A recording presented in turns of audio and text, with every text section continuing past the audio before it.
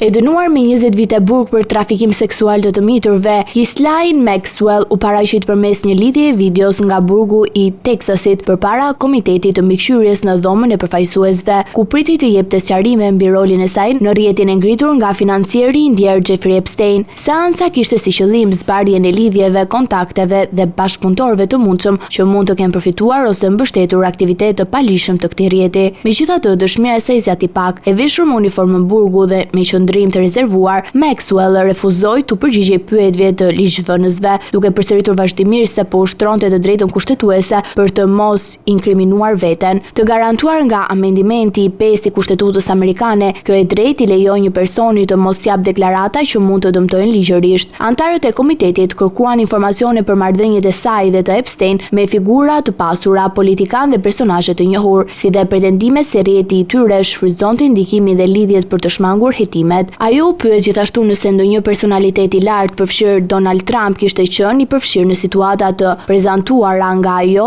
ose Epstein, por Maxwell nuk dha asnjë përgjigje konkrete, duke çuar në mbylljen e përkohshme të seancës. Përmes avokatit të saj, David Marcus, ajo la të kuptojë se mund të bashkëpunojë me autoritetet vetëm nëse i garantohet falje presidenciale, një kusht që ka ngjallur reagime dhe debat në opinionin publik amerikan. Maxwell mbeti deri tani personi vetëm i dënuar penalisht për çështjen e Epstein. Vetë financieri u gjeti vdekur në qelinë e tij në New York në vitin 2019, ndërsa priste gjyqjen për akuzat të ngjashme, duke e lënë pas shumë pikpyetjeve mbi përmasat reale të rrjetit dhe personat e përfshirë.